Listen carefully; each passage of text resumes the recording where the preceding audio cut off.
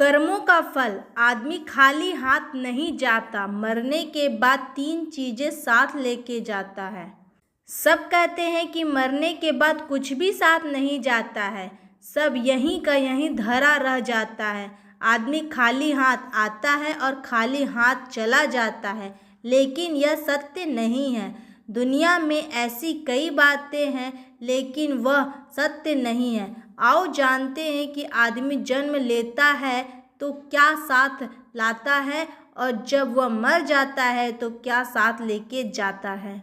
हिंदू धर्म कहता है कि व्यक्ति जो साथ लाया था वह तो साथ ले ही जाएगा, साथ ही वह भी साथ ले जाएगा जो उसने इस जन्म में अर्जित किया है। क्या साथ लाया था और क्या अर्जित किया है, यह जानना जरूरी है।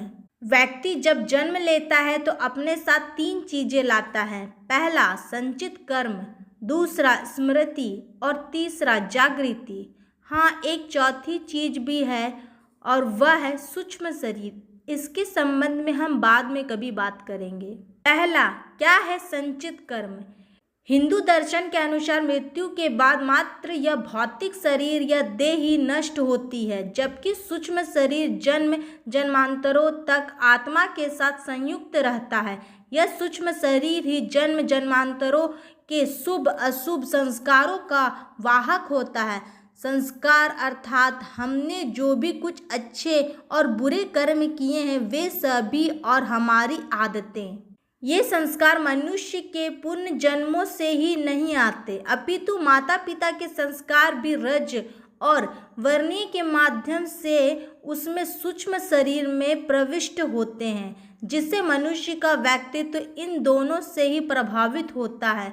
बालक के गर्भधारण की परिस्थितियां भी इन पर प्रभाव डालती है। ये कर्म संस्कार ही प्रत्येक जन्म में संग्रहित होते चले जाते हैं, जिसमें से कर्मों का एक विशाल भंडार बनता जाता है। इसे संचित कर्म कहते हैं।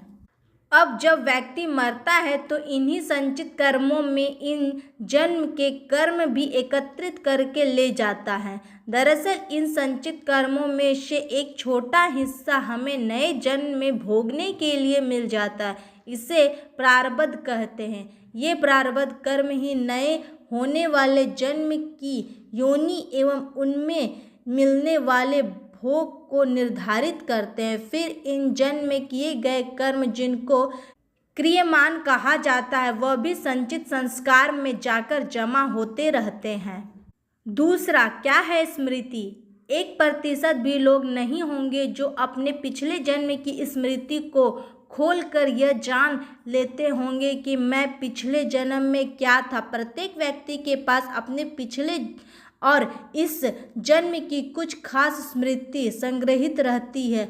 यह मेमोरी कभी भी समाप्त नहीं होती है। भगवान श्री कृष्ण गीता में अर्जुन से कहते हैं कि हे अर्जुन, तुम्हें अपने अगले और पिछले जन्म की याद नहीं है, लेकिन मुझे अपनी लाखों जन्मों की स्मृति है। लाखों वर्ष पूर्व भी तू था और मैं भी था।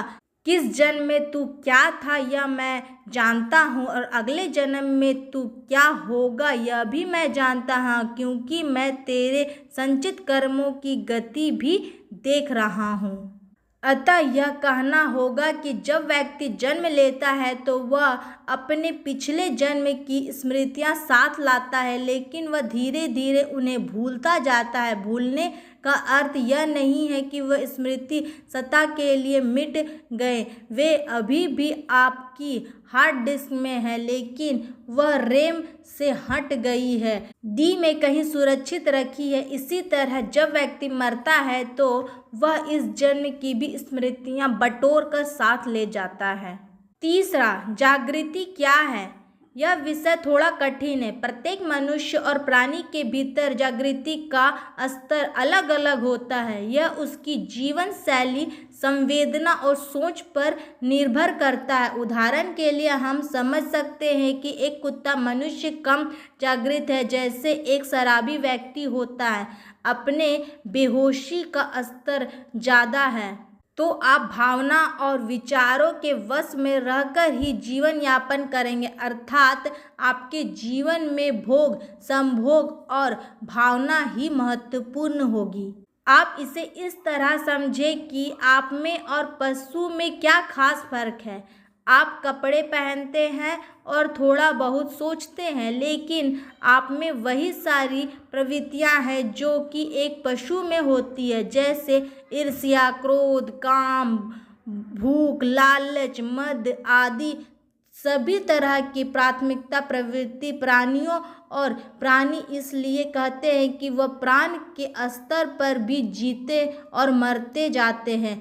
इसमें मन ज़्यादा सक्रिय नहीं रहता, मनुष्य के मन में ज़्यादा सक्रिय रहता है, इसलिए वे मन की भावना और विचार में ही ज़्यादा रमते हैं। वे मानसिक हैं। मन से ऊपर उठने से जागृति शुरू होती है। जागृति की प्रथम स्टेज बुद्धि और द्वितीय स्टेज विवेक और तृतीय स्टेज आत्मवान होने में है। प्रार्थना और ध्यान से जागृति बढ़ती है।